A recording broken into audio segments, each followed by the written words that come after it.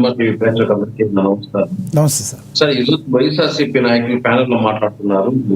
మేము అన్ని చేసేసాం 99.9%, ఇంకా ఏమాత్ర 1% కూడా చెప్పేసి ఉంటాం, ఏదన్నా అడిగితే ఆ 1% లో లెక్క వేద్దాం అని చెప్పేసి వైఎస్ఆర్సీపీ నాయకులు చెప్తున్నారు. సార్ ఆ రోజు పెద్ద ఉద్యమాలు చేశాడు జగన్మోహన్ రెడ్డి. ప్రత్యేక హోదా చేస్తాను, నాకు ఓటేయండి, నేనైతే తప్ప ఇంకెవరు తాలేరు, నాకు ప్రత్యేక హోదానే ముఖ్యము, ఆ తర్వాత అన్ని అని చెప్పినాడు. అధికారం వచ్చిన తర్వాత ఒక్క రోజన్నా ప్రత్యేక హోదా గురించి మాట్లాడాడు సార్ జగన్మోహన్ రెడ్డి గారు. అనేక ఉద్యమాలు చేశాడు, అనేక కేసులు పెట్టించాడు కార్యకర్తల పైన, ఇప్పుడు కూడా కేసుల్లో జైలుకి తిరుగుతున్నారు.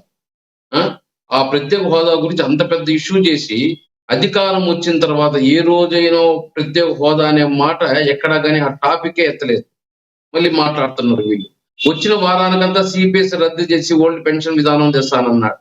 ఉద్యోగస్తులంతా మోసం చేశాడు. ఆ రోజు ఏదేదో చేసేస్తాను ఉద్యోగస్తులకు హామీ ఇచ్చాడు.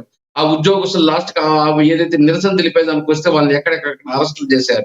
దాంట్లో వేసేస్తారు ఈ 1% ని, ప్రత్యేక హోదానే వేస్తారు ఆ 1%, 99.9% 1% ని. అదే విధంగా మద్య నిషేధం అన్నాడు, దశల వారీగా మద్య నిషేధం అన్నాడు. ఏర్లై బారి ఈ రోజు ఏదైతే మద్యంలో, మట్టిలో, మైన్స్ లో, దేవాదాయ భూముల్లో, ప్రభుత్వ భూముల్లో అన్నిట్లో అవినీతి చేసేసి ఈ రోజు కేసులు పెట్టుకొని పోలీస్ స్టేషన్ చుట్టూ, కోర్టుల చుట్టూ తిరుగుతున్నారు ఈ నాయకులందరూ. పిఏల కాడి నుంచి, ఎమ్మెల్యేల కాడి నుంచి, మినిస్టర్ల కాడి నుంచి అందరూ తిరుగుతున్నారు. మద్యం కేసులో, ఇసుక కేసులో, మట్టి కేసులో, మైన్స్ కేసులో, రకరకాల కేసుల్లో పోలీస్ స్టేషన్లకి, కోర్టులకి, కేసులకి, బెయిల్కి తిరుగుకుంటున్నారు. దాంట్లో వేసేస్తారు ఈ 1% ని. అదే విధంగా ఈ రోజు ఏదైతే నిరుద్యోగులకి ప్రతి నెల జాబ్ క్యాలెండర్ అన్నాడు. 1 సంవత్సరం ఉన్న జాబ్ క్యాలెండర్ వదిలాడా? అదే విధంగా ఇంట్లో ఎంతమంది ఉంటే అంతమందికి అమ్మఒడి ఇస్తానని చెప్పాడు. ఆ తర్వాత అధికారంకి వచ్చిన తర్వాత లేదా ఒకడికి అంటాడు, లేదా ప్రైవేట్ స్కూల్ అంటాడు, లేదా గవర్నమెంట్ స్కూల్ అంటాడు, రకరకాలుగా చెప్తారు. జలయజ్ఞంలో ఏదైతే యుద్ధ ప్రాజెక్టు మీద 5 సంవత్సరాలు పూర్తి చేస్తా అన్నాడు. ఒక్క ప్రాజెక్టున 5 సంవత్సరాలు ఇరిగేషన్ ప్రాజెక్టులు పూర్తి చేశాడా? అదే విధంగా అమరావతి రాజధానికి ఏదైతే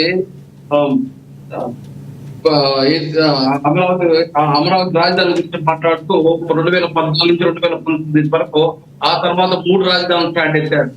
నేను విశాఖపట్నం అభివృద్ధి చేస్తాను, అమరావతిని అభివృద్ధి చేస్తాను, కర్నూలు అభివృద్ధి చేస్తాను అని చెప్పాడు. అటు అమరావతిని చేయలేదు, అటు 3 రాజధానులు చేయలేదు. అదేవిధంగా కేంద్రం ఒకటి ఆయన ఏం చేయలేదు కాబట్టే ప్రజలు ఆయనకి అవకాశం ఇచ్చారు. మీరేం చేశారని అడుగుతున్నారు మధుసూదన్ రెడ్డి గారు. కాకపోతే మధుసూదన్ రెడ్డి గారు ఒకటి మర్చిపోయారు, ఆయన కూడా 2014 నుంచి మీరు కూడా లీడ్ తీసుకున్నారు, మర్చిపోయారు మధుసూదన్ రెడ్డి గారు. ఎస్ సార్, కంటిన్యూ చేయండి.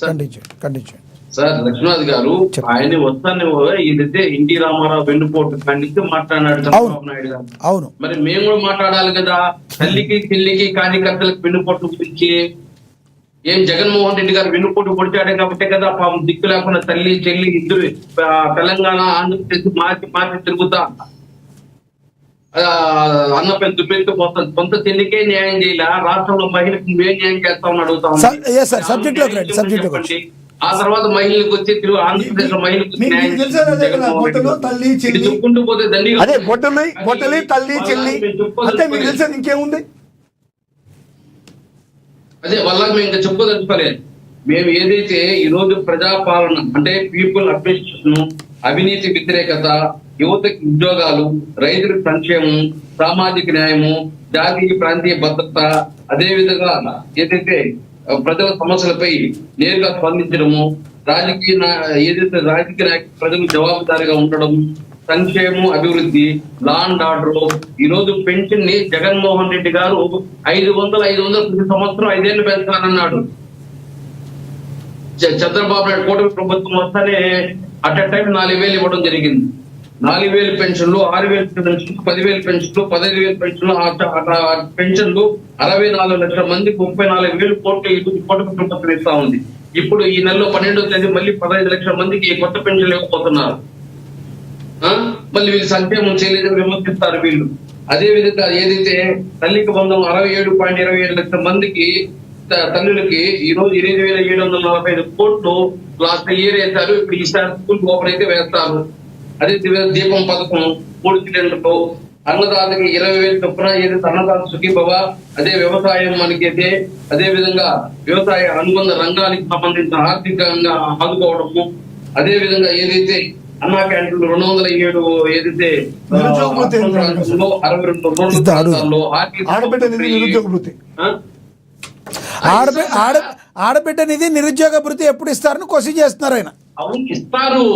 ఈ రోజు కేంద్ర ప్రభుత్వమే ఆర్థికంగా ఇబ్బంది పెట్టి మీరు పెట్రోల్ వాడద్దండి, మీరు డీజిల్ వాడద్దండి, మీరు ఫారిన్ టూర్లు తిరగద్దండి, మీరు అదే విధంగా ఏదైతే గోల్డ్ కొనద్దండి అని చెప్పే పరిస్థితులు ఉన్నాయి. విద్యాకానికి కూడా మీరు ఇరాన్ యుద్ధంతో ముడిపెడితే అంత ఇంత లిమిట్స్ ఉంటాయి కదా. ఈ రోజు కేంద్రం చెప్పడం సైకిల్ తొక్కుతున్నారు ఇక్కడ వైఎస్ఆర్సీపీ వాళ్ళు పెట్రోల్ సేవ్ చేయాలని. వేణుగోపాల్ గారు మీరు విద్యా కానుకలు కూడా ఇరాక్ యుద్ధంతో ఇరాన్ యుద్ధంతో పోలిస్తే దానికి ముడిపెడితే తప్పు. మీరు విద్యా కానుకలు కూడా దానికి ముడిపెట్టడం తప్పు కాదు సార్. ఏదొచ్చినా ఏమొచ్చినా మీరేమో కరోనా అడ్డు పెట్టుకున్నారు. ప్రతిదానికి ఏం చెప్పినా మీరు కరోనా అంటారు.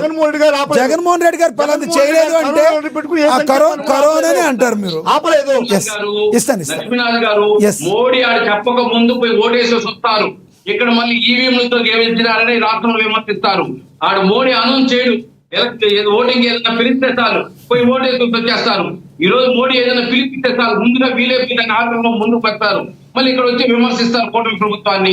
అది వీళ్ళు 2 నేలల ద్వారానే మళ్ళీ వీళ్ళు మాట్లాడతారు సార్. అదే విధంగా ఈ రోజు సంక్షేమం గాని అభివృద్ధి గాని ఈ రోజు విశాఖపట్నంలో ఏదైతే 10 జిల్లాలకు గాను 25,000 కోట్లు, అమరావతిలో 9 జిల్లాలకు గాను ఆర్థిక అభివృద్ధి, రాయలసీమ గ్లోబల్ హార్టికల్చరల్ హబ్ కు 30,000 కోట్లు, అదేవిధంగా పాఠశాల విద్యుత్ అభివృద్ధి 32,000 కోట్లు, పోలవరంకు 2027లో పూర్తి కావడానికి కోసము Visakha steel plant, railway zone, irrigation ప్రాజెక్టులకి ఈ సంవత్సరం 10,000 కోట్లు. ఇది చెప్పుకుంటూ పోతే ఎన్నో అభివృద్ధి కార్యక్రమాలు చేస్తారు. రోడ్లు, పోర్టులు, ఎయిర్పోర్ట్లు చేస్తున్నారు.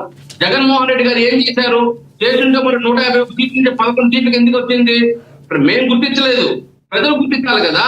కార్యకర్తలకు అన్యాయం చేశారు, అన్యాయం చేశారు, తిండికి అన్యాయం చేశారు.